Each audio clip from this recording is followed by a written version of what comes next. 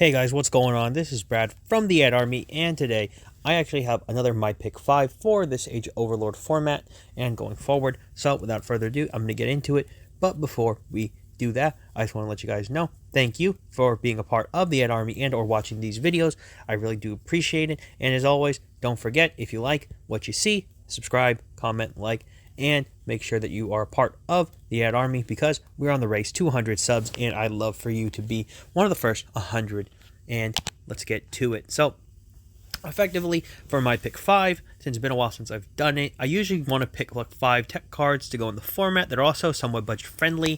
There are some that kind of get in the way that would obviously be meta picks, like something like an SP Little Knight for the extra deck, but hey, we all don't have $100 laying around, and I'm not going to force it on you, but I do have some tech choices that you might like to look into and be able to try, and they're on a budget, so that's the key thing. Now, getting into it, my first card's actually going to be one that was featured in the last YCS in Indianapolis, and it was one that I actually like, and it has recently been an ultimate rare in our last OTS pack. That is Enemy Controller. So, Enemy Controller starts as our first card because it's a very versatile card when it comes to talking about a tech choice.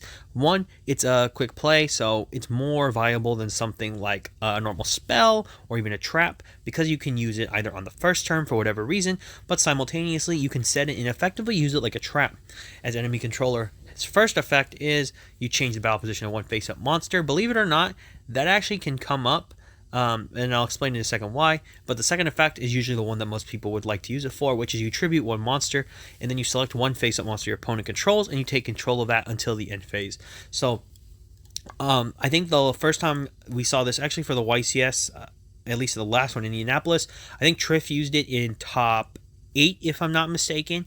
I just remember him using it because for some reason Billy Brake was talking about an ultimate rare Enemy Controller, like there was a mix-up because it wasn't in his deck or something, but it was kind of funny because I was like, I guess, people didn't hear it right, but the point is, this card's actually really fantastic. I think it's one of these cards where you read it and you really think about it and you're like, wow, that's actually pretty good. It being a quick play, change of heart, and being able to take control, like Snatch Steal is really good. Believe it or not, in some instances, in specific decks, the Enemy Controller's first effect comes up. Yeah, that's why I've actually teched a copy of it in Vanquish Soul, because I've been playtesting before I give the deck profile to you guys for what I like.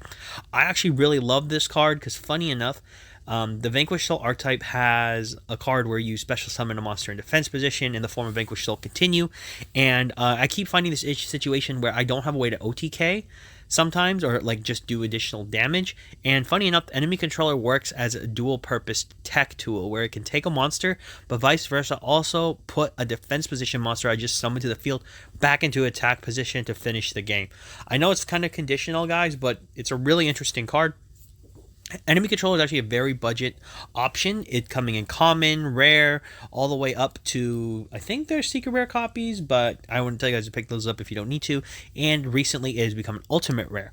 This card's actually very versatile, and I'd like for you guys to give it a shot because you can actually use this to take control of the game. Moving into our second card of the My Pick 5, I actually have an extra deck monster for you guys, and it's one that I think doesn't get enough love anymore, but it's absolutely just waiting to be abused in decks, and that's actually going to be Blackluster Soldier, the Soldier of Chaos. So, this card is actually one of my favorite cards in terms of Link monsters because I just love the design.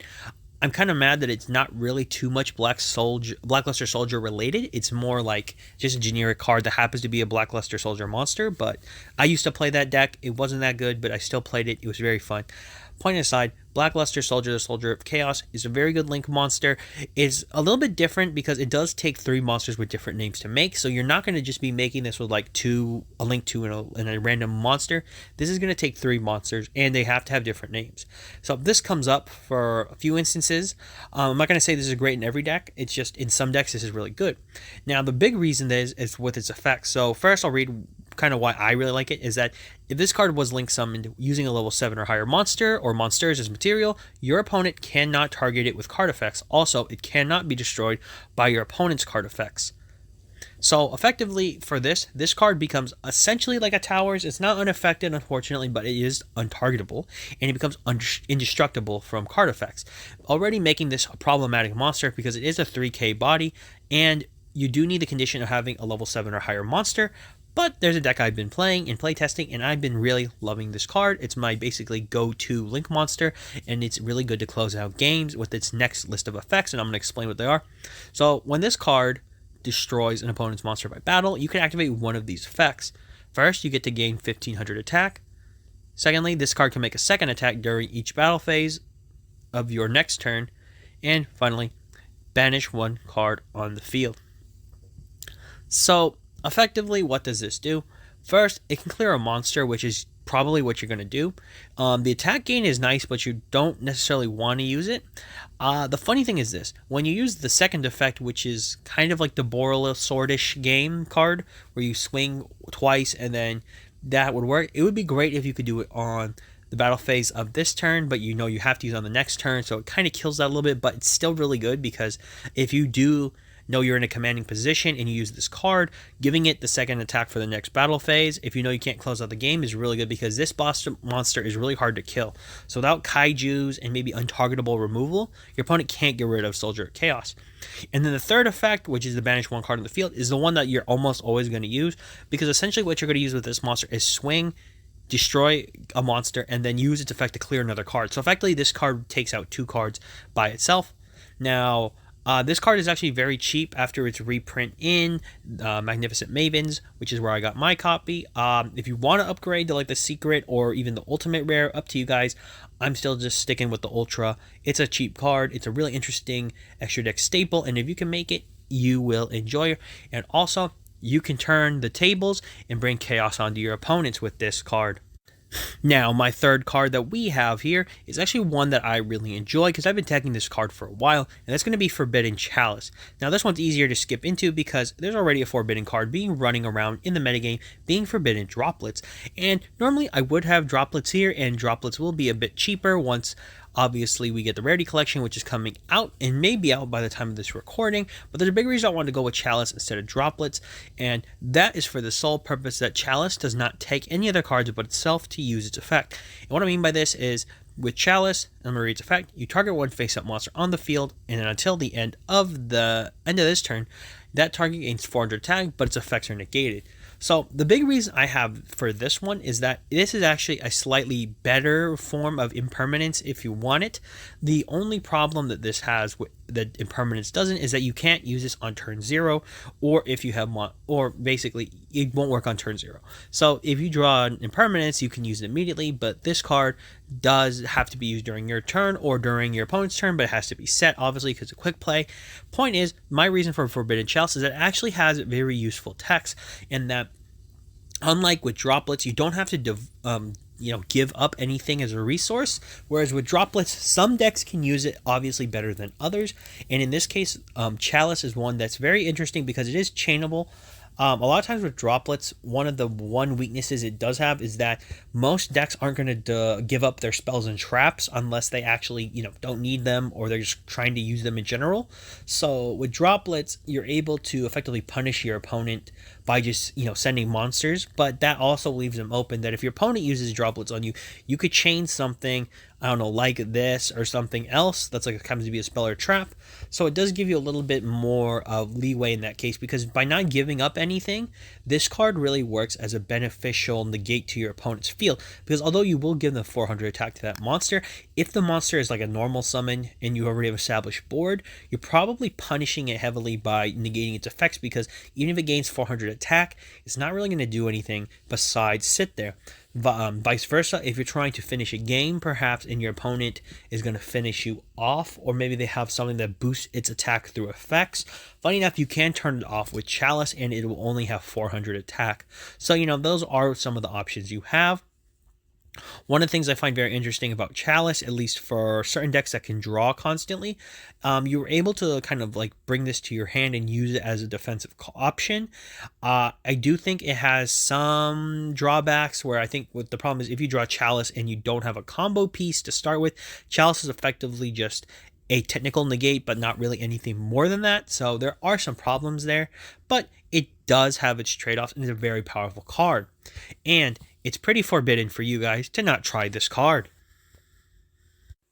Finally, for our fourth spot, we actually have a tie, and this will have a more expansive video on it later, but we have Bestials, and then DD Crow. So effectively, we have both of them specifically for the tier elements strategy, and or some decks that do have their milling and or situations here. But the biggest reason I have both Crow and Bestials sharing a spot is that they both do very similar things, but they're also a little bit different. So with DD Crow, you're able to discard it, you target a card in the graveyard, and then you just banish it. It has to be in your opponent's graveyard, so no banishing your stuff. Secondly, for the Bestials, obviously you target light or dark in either graveyard, and then you banish it, and it's a quick effect if your opponent has a monster on the field. And then depending if it's like Magnum Mud or something, you will have an effect to search, or, you know, with Druid Worm, sending cards and blah, blah, blah, you know, you've seen Bestials.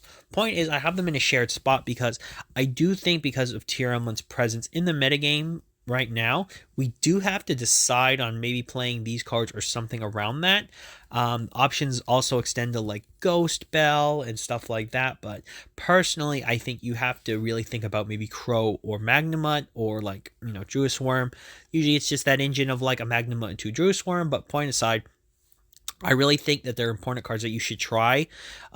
More importantly, I think the Bestials kind of carry a heavy impact if they can make it to the board, but they do lack when you're playing against decks that don't really care about them. Like a good example is like Rescue Ace. Rescue Ace is arguably the best deck right now, and decks like Purely as well. You know, there's a few decks in the metagame that don't really care about Bestials because Bestials aren't going to be applicable. That's one of their big weaknesses, I think, is that they're only really applicable when they're dealing with a light and dark deck, and your deck actually has light and darks as well, because then you can feed the Bestials to summon them, whereas Crow can just jump into any deck, punish any decks. You know, graveyard, if they have to rely on it, maybe they send a material or something they want to get back, you can really just snipe it off and really cut them down there. But this is one of those things where I want to talk about, because Bestials and DD Crow have a very interesting dynamic with each other, and I do think we should save it as we go forward, because these two cards are very good, very powerful, but I do think there's a discussion for having either or in your deck. So without further ado, you know, you can always, you know, different dimension Crows, but, you know, sometimes your Bestials are just going to be the best. So it's time for the final card. Now, the last card's a very interesting choice here that I have, and it's one that I think a lot of people would like to try out. I do have a lot of quick plays in this video specifically because I do think hand traps aren't in a bad spot right now.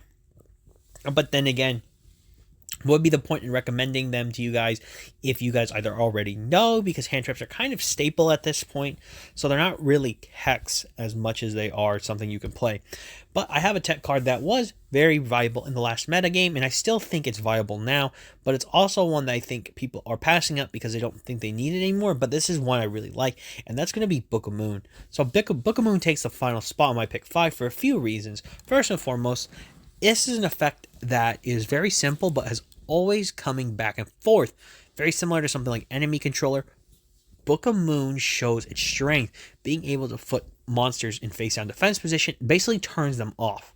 Being a flip monster effectively is one of the worst things you can be in Yu-Gi-Oh! Solely based on the fact that you're not able to generate any advantage whatsoever, because flip monsters basically have to come up, giving them a very slow time to start the game by needing to be manually flipped. In the case of turning opponents' monsters into a Book of Moon or a flip monster, kind of, right? You're basically messing up their game plan. My main choice for Book of Moon is that it's an awesome defensive and it's an awesome offensive card for a few reasons. We have a few cards in the metagame that can be annoying sometimes, and maybe you don't want to necessarily have to try to deal with them. So Book of Moon allows you to like put them face down and allow you to do more, you know, obviously in their presence, or even force negates. I didn't kind of mention this before with the other quick play cards that I have, but a lot of them are able to mess with the opponent, maybe stop one of their negates, force them to use a negate, maybe prioritize figuring out what they're supposed to do. And Book of Moon's one of these cards that's really good. For a lot of, I would say, rogue decks, this is a card that should be maybe thought of, because it really does give your important normal summon, if you have one, the protection it needs by flipping it face down to avoid certain hand traps or negations. And then simultaneously, it really allows you to get the leg up on your opponent. Like maybe they're about to go in and try to do a lot of damage to you, and then literally out of nowhere, you use Book of Moon and put their monsters face down, and you start to punish them. So those are one of those situations where Book of Moon comes up. I do really like Book of Moon for something like Vanquish Soul, specifically after testing it. I only play out one copy, but because we have a searchable one in Dust Devil, I don't play two, but sometimes I would even think Book of Moon's better than Dust Devil itself because there's no condition that needs to be met to use its Book of Moon effect, whereas Book of Moon just literally does what it does. So Book of Moon has the final spot on my pick 5. Between the 5 cards you saw today, and technically 6 if you want to count the Bestials and the Magnamut, you really kind of, can think about those. But ultimately, that's what I have for you guys. These are the 5 that I actually think that are really interesting to try, at least for this format. They offer you different protection, a range of versatility. They can go in most, if not any decks. And I do think that if you were to explore having to afford playsets of these, you're probably not looking more than maybe $30 or $40, depending on how you go for the Crows or Bestials. Kind of up to you, but I'll leave that to you guys. So, if you guys like this, my pick 5, let me know down in the comments. If any of this helped you out, that'd be great too. But also, don't forget to give your input because I'm always trying to figure out how to make this better. And personally, if I find out that you guys like certain things better, it would be a pleasure. So, without further ado, that's all I've got today, guys. And as always, I'm Brad from the Ad Army signing off. And for all of you out there, to sign on.